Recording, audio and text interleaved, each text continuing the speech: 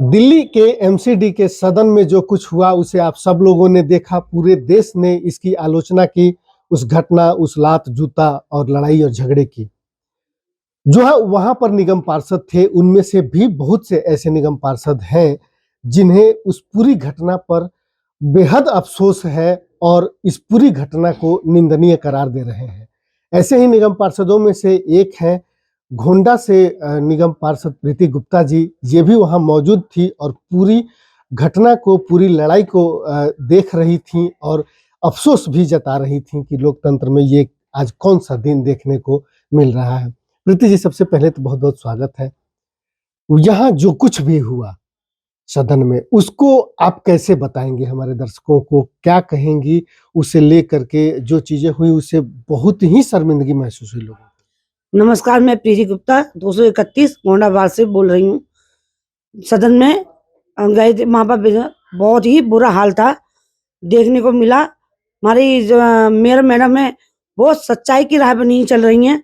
वो जो काम होना चाहिए था वो उन्होंने पूरा होने नहीं दिया और उन्हें झूठ के सारे चलती रही हैं।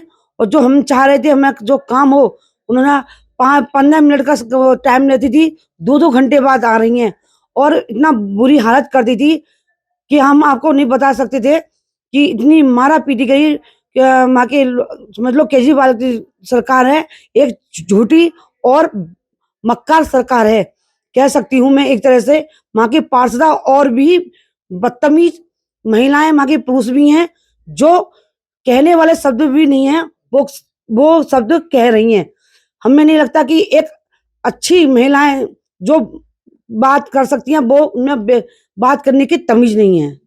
बहुत बुरी बात है। महिला होने के नाते जिस तरीके से वहां पर महिलाओं का जो व्यवहार दिखा, वो आपको कितना सरप्राइज करने वाला था? आप उसको लेकर के कितने अचंभित थी कि ये महिलाएं जो हैं इस तरीके से मारपीट कर रही हैं?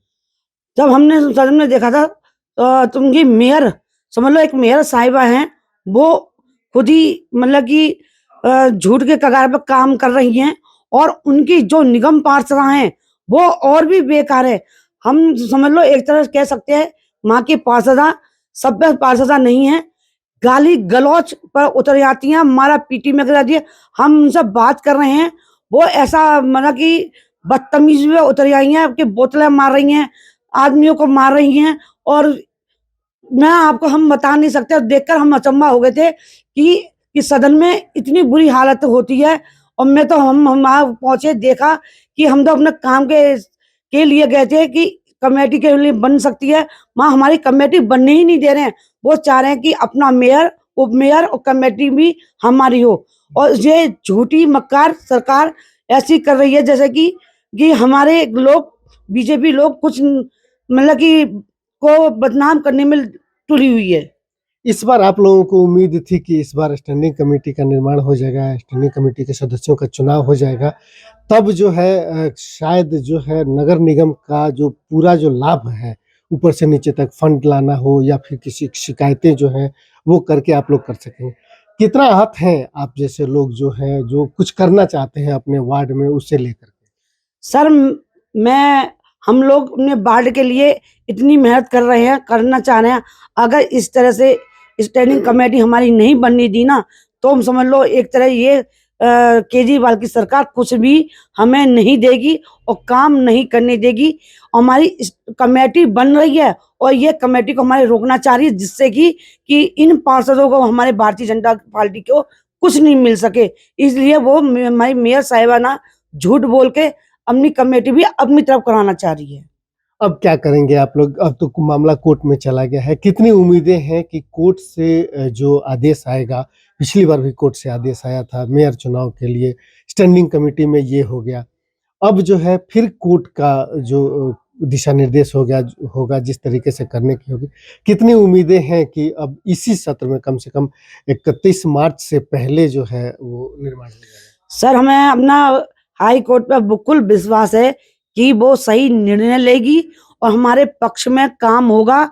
इस झूठी मक्कार सरकार का धोखे के जो उन्होंने लगाए हैं, और अब इससे हमारी बीजेपी को बहुत फायदा होने वाला है और हमारे पक्ष में ही होगा ये काम। प्रीति जी, एक अंतिम सवाल है कि पहले दिन से ही सदन की जो पहली बैठक हुई तब से लेकर के और लास्ट बैठक तक, स्टैंडिंग कमेटी के चुनाव तक, किसी भी दिन सदन जो है एक बहुत अच्छे स्वस्थ तरीके से नहीं चला है।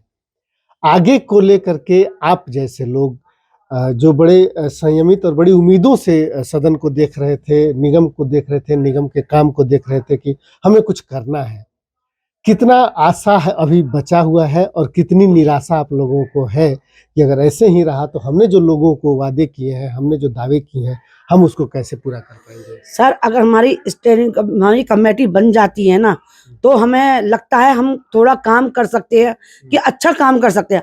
अगर हमारी कमेटी नहीं बनी ना, ये समझ लो हमें ये काम नहीं करने देंगे आप वाले, और हो सकता है हम अपने पब्लिक से के सारे हम कुछ काम नहीं कर पाएंगे, जिससे कि हमें लगता है कि कमेटी हम लोगों के पक्ष में आए और अपनी जो वादा किया है ना जनता से, हम उस जनता को हम पूरा कर सके वादा को।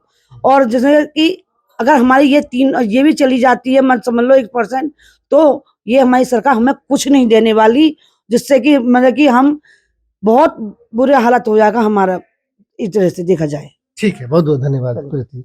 तो ये थी प्रीति गुप्ता जो इस बात के लिए भी आशंकित हैं और शायद डरी भी हैं कि यदि यही स्थिति रही एमसीडी के सदन में और ऐसे ही एमसीडी चलती रही तो आने वाले दिनों में लोगों की जो अपेक्षाएं हैं और जो काम करने का एक जज्बा और एक उम्मीद के साथ जो नए लोग विशेष करके एमसीडी में आए थे निगम पार्षद बनने के लिए, निगम पार्षद लोगों ने चुन करके भेजा भी, उनके अंदर भी एक जज्बा है कि वो क्षेत्र के लिए कुछ बहुत बेहतर कर सकें। लेकिन अगर यही स्थिति रहती है तो उस जज्बे का क्या होगा, उस लक्ष्य का क्या होगा और एक बदलाव को लेकर के जिस उम्मीद के साथ लोगों ने प्रत्याशियों को जिताया था उसका क्या होगा, ये सारी चीज़ें आने वाले दिनों पर निर्भर करती हैं कि नगर निगम में भारतीय जनता पार्टी और आम आदमी पार्टी किस तरीके से एक साथ मिल करके और दिल्ली की व्यवस्था को बेहतर बनाने की दिशा में काम करती है।